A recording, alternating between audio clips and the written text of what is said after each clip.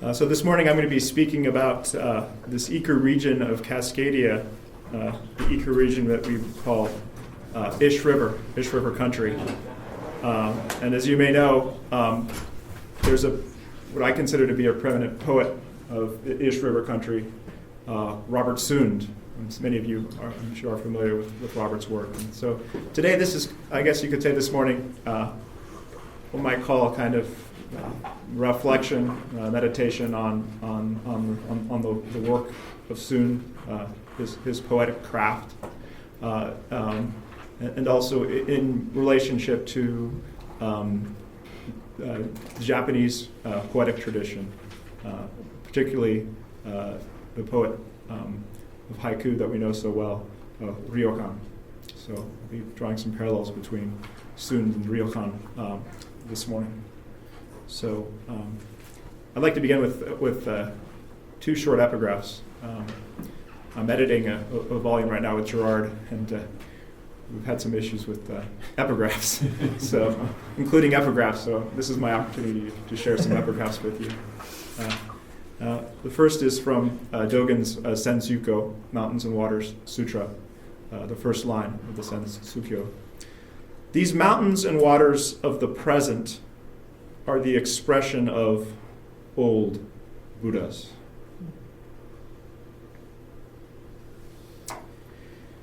And Robert Sund. Ish River, like breath, like mist rising from a hillside. Duwamish, Snohomish, Shilagwamish, Samish, Skokomish, Skykomish, all the Ish Rivers. I live in the Ish River country, between two mountain ranges, where many rivers run down to an inland sea.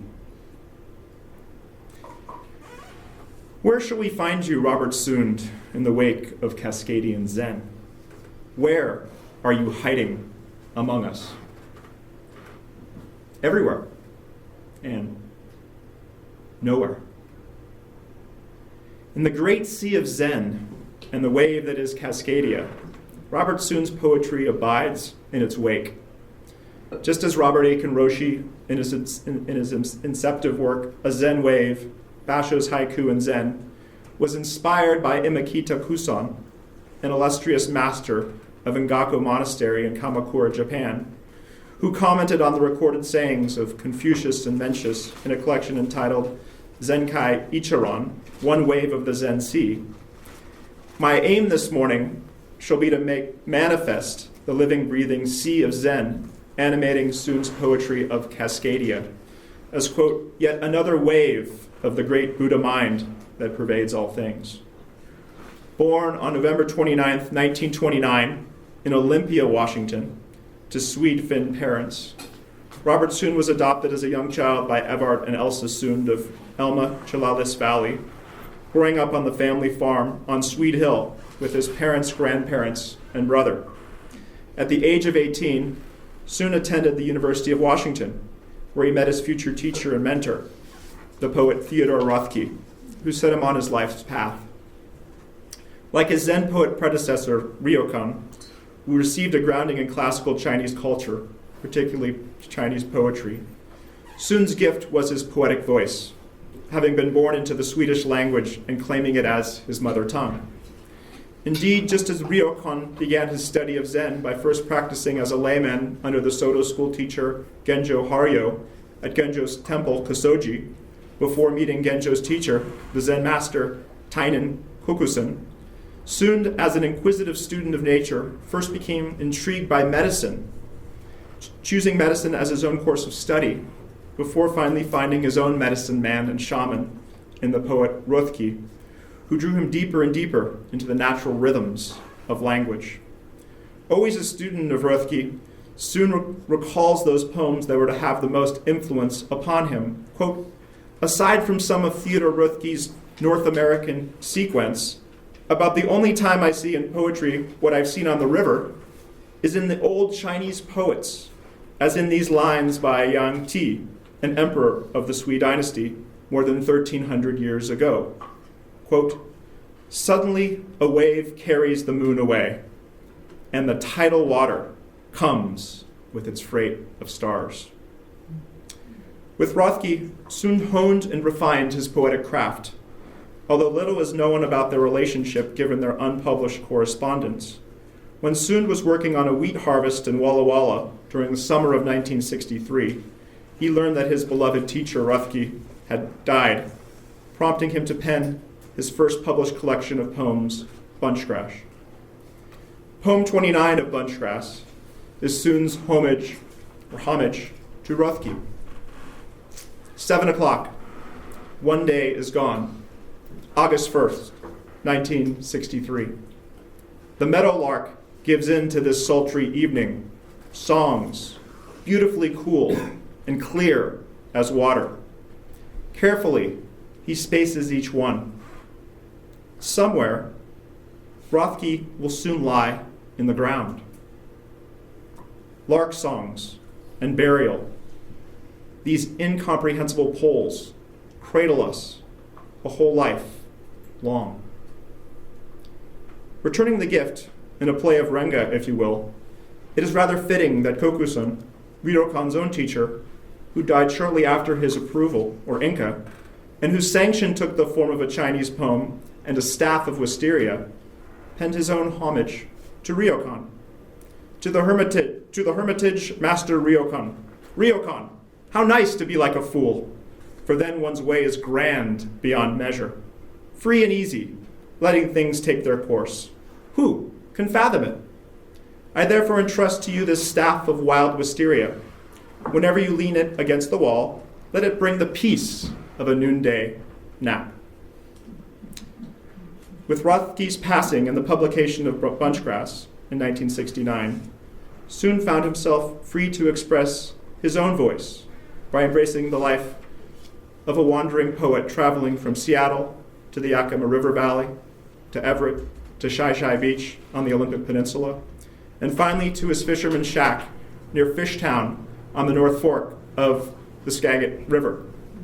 It was around this time that Sund developed an interest in the Tibetan Buddhist Vajrayana tradition, encountering his teacher, Deshung Rinpoche, the co-founder of the Sakya Monastery in Seattle. In a letter to the monastery before his death, Sund writes that Deshung Rinpoche gave him his Tibetan name, Nyawang Tonyo.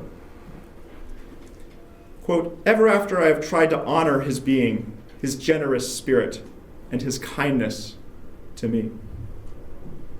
In the tantric tradition of Vajrayana, Sund's travels reflect his own experience of life as an endless ocean and limitless sky. Each moment a reflection of the spontaneity of one's true nature, riding the waves and the wind.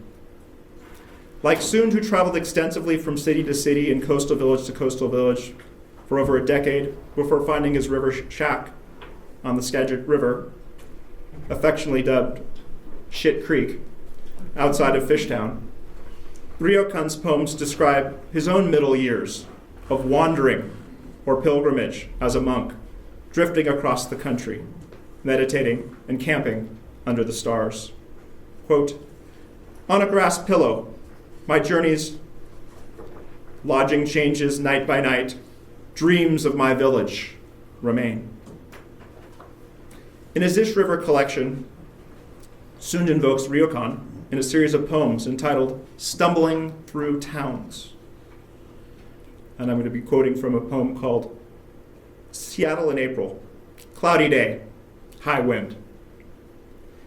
In the miles and miles of the city, there is no house for me. I remember peaceful moments away.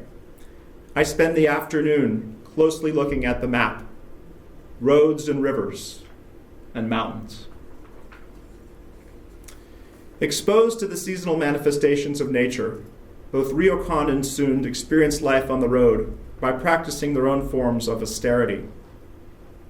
Quote, no brush, how pathetic I am. This morning again, I walk with a cane and knock on the temple door. However, such austerity also came with an unmatched generosity of spirit. Ryokan's generosity is perhaps most noticeable in his interactions with children. Quote, children,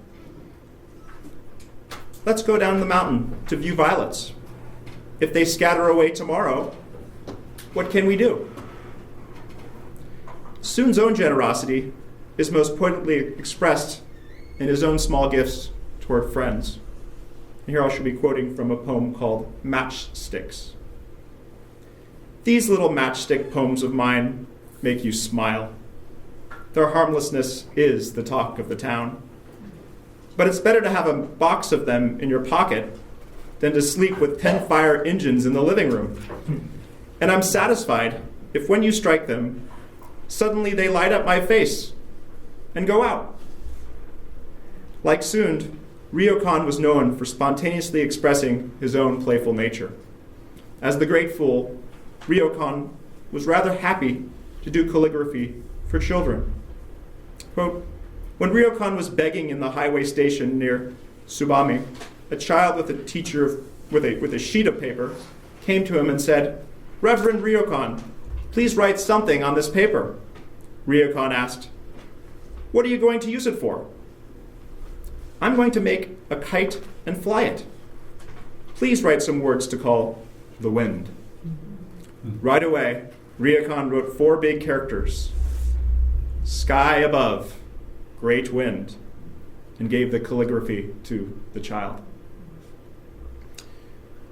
Perhaps Sun learned from reading Ryokan that the giving of gifts is a forgetting of the self and an affirmation of our own impermanence. In The Joys of the Flute Player, translations from the Swedish of Rabbe Eknol, we find Sun's poem, The Poet. The poet went into the landscape and disappeared. A pack of hounds barking followed all the tracks and got nowhere. No one found more than himself and the others. After a time, someone said, sad life. And after a while, another, meaningless poet. Just as Zen is often described as good for nothing, the theme of the poem is reminiscent of the concluding verse of Ryokan's Kanchi. My poems aren't poems. Quote, who says that my poems are poems? My poems aren't poems at all. When you understand that my poems really aren't poems, then we can talk poetry together.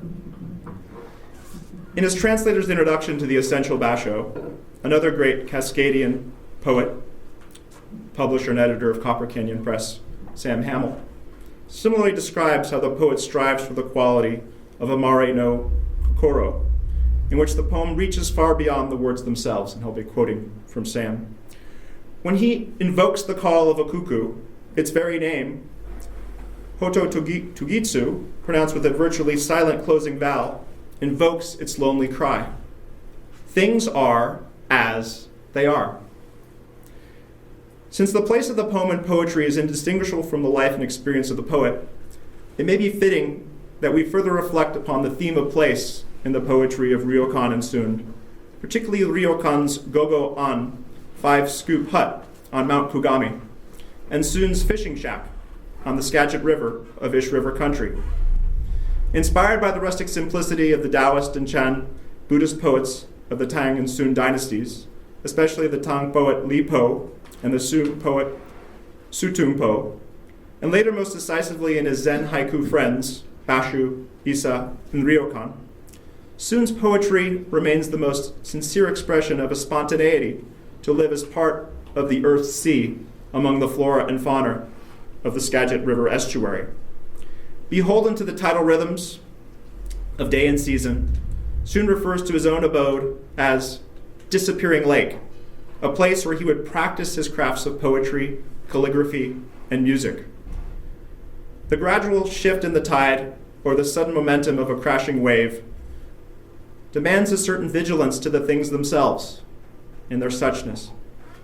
Sun's attention to the ebb and flow of the coastal tides portends a profound awareness of the myriad manifestations of the Buddha Dharma. In the intertidal zone of Disappearing Lake, where the inland sea brings heaven and earth together, Sun's daily activities reflect the rhythmic interplay between isolation and community, solitude and friendship. Quote, winter weeds outside my shack, high water in the early morning. The tops of marsh grass stick up above the 12-foot tide. In the wind, bent grass writes on the crests of waves. I sit alone with my first cup of tea. In kinship with the Chinese poets Lu Yu, Yang Ti, and Ko Jizhou, who sat by their own bamboo houses unable to sleep, Sun composed much of his poetry by the light of the moon. Such lunar propensities also reflect Ryokan's own poetic sensibility. Quote, "On a pitch-dark night road, I get lost, watching the moon set behind the far mountain. Won't you sing? I will get up and dance. How can I sleep with the timeless moon this evening?" In a collection of poems, The River with One Bank, Poems from Shai Shai, I realize, how many of you have traveled to Shai Shai? Right? This is most likely Baja, maybe, I don't know where, but if you travel to Shai Shai, you know that there are those off the coast of Shai Shai, there are these protruding out of the water are these the same kinds of cliffs. So in this collection of poems documenting Sun's seasonal pilgrimage to Shai Shai Beach, one poem, 1,000 Windows, describes his own nocturnal experience of sitting by the fire at night and listening to the sea as he falls asleep and dreams. Quote, "And the sound of the sea is like the feel of an open hand.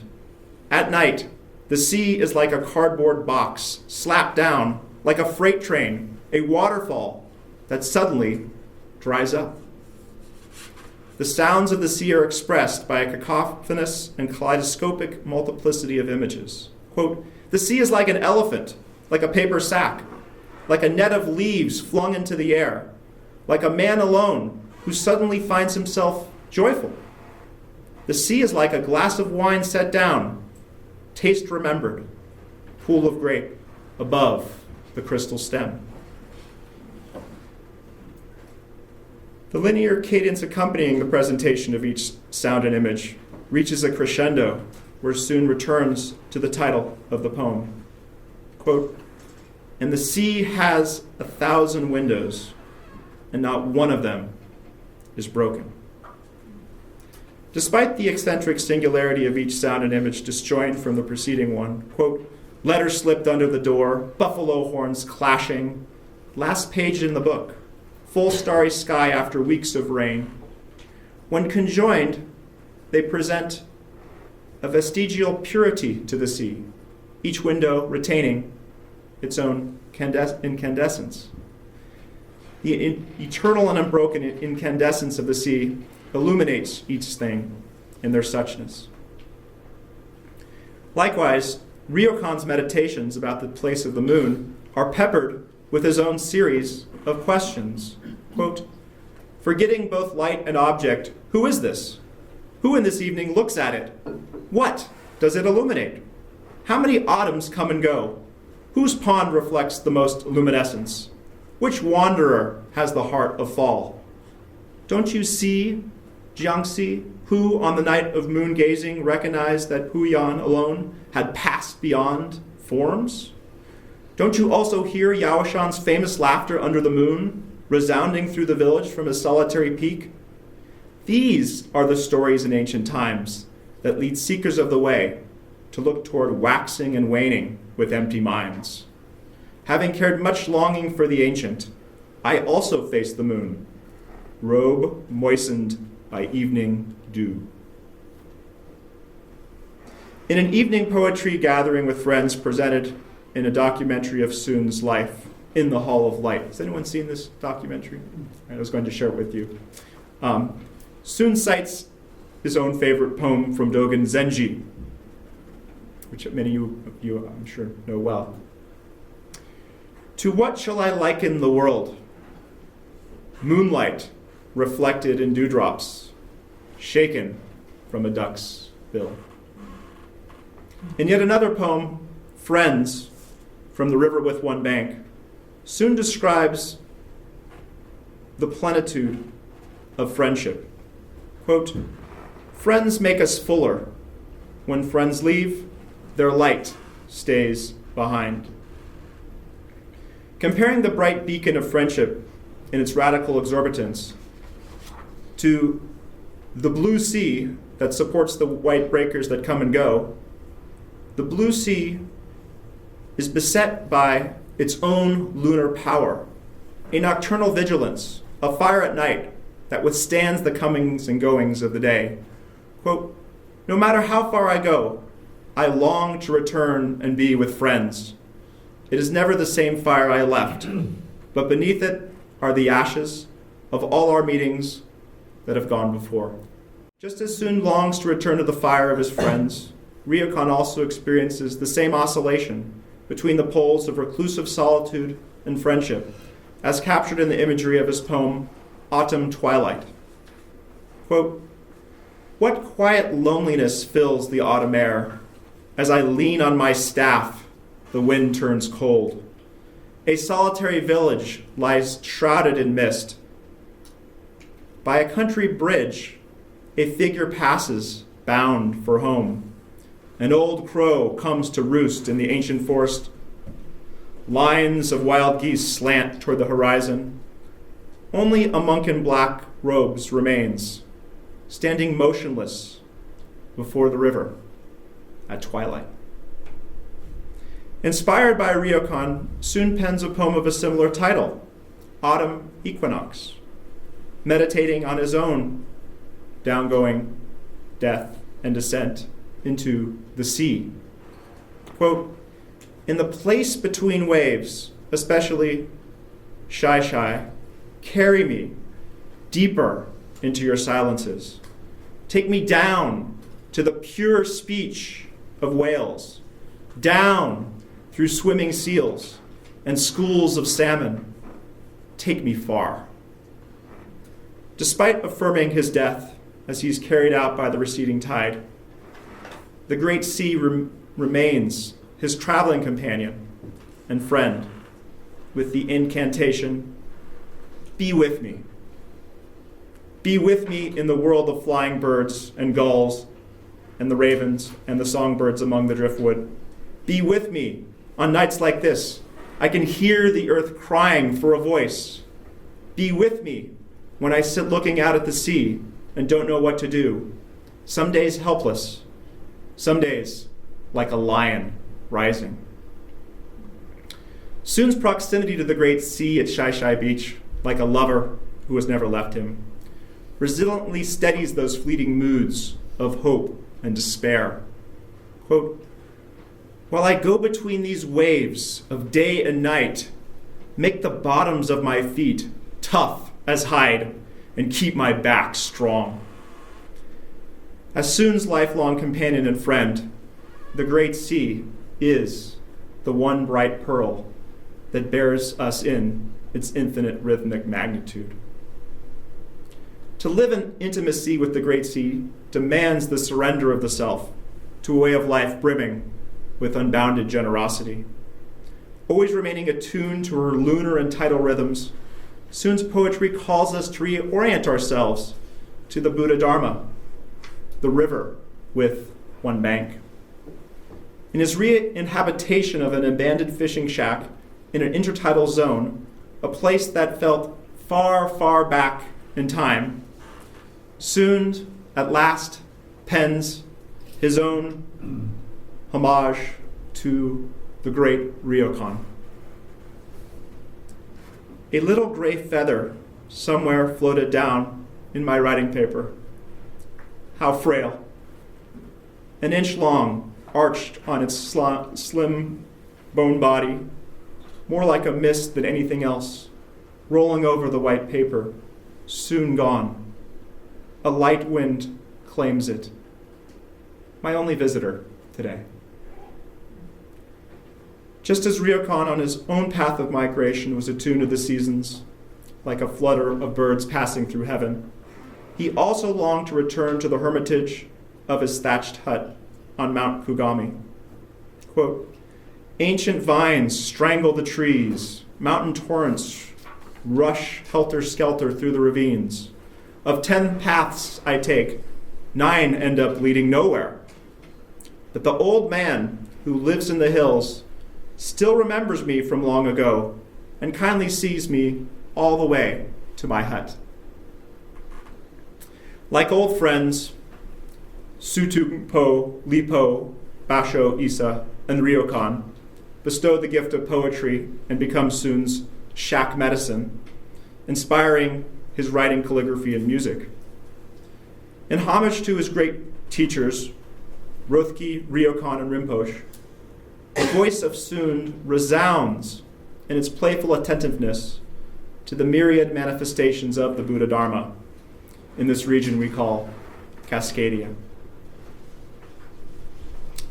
Quote, "Inspiration comes when it wants to, like a bird that sings at night, like rain that falls on a hill, or the sea at sunset, when the waves burn like doors to eternity." Thank you.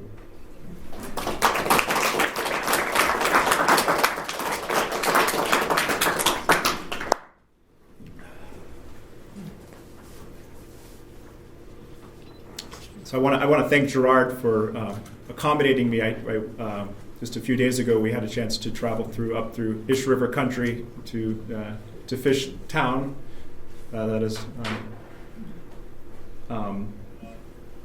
it's there in spirit. To O'Connor and Anna Cortez. These are old stomping grounds of Robert Soon. And I just happened to travel down to Olympia yesterday to the Olympia Zen Center, and I met with Ado Francis Carney, who actually is a biographer of Ryokan. So there's some serendipity here in terms of my thoughts about this. Did you try to look for the shack where Sun lived? You know, I didn't get out to the shack. I know that I've spoken with some of Sun's friends about taking the boat out to the shack. Have you traveled out there? I have not, but you know, when you go over the bridge, it's just more than the left. Yeah, it's right. Yeah, when you cross the bridge. So Tim McNulty more than anyone would know. Probably. Yeah. Tim and Chip. But the river will have shifted many times since Sun was there. So yeah, it's not nothing's going to be there. Yeah, nothing is there. Yeah. Do you know if he sailed in, or does anyone know if he sailed in his area? Because he had a sailboat, right? We had a rowboat. Yeah, so the rowboat is down in Bashan. So last time I was with Jason, we took a trip down to Bashan, and had a chance we almost got to row the boat. Where is the boat on Bashan? There's a wood craftsman. His name is Hans Nielsen. Okay. It was his boat, and Robert actually Robert borrowed the boat and never returned it to Hans. So when Robert died, Hans got his boat back. But it's just sitting in Hans. It's sitting there. You know, it's a beautiful old rowboat. So I don't know if you've seen some of the footage from the in the Hall of Light. Robert Rowe is rowing his boat to up Shit Creek to disappearing lake. So yeah.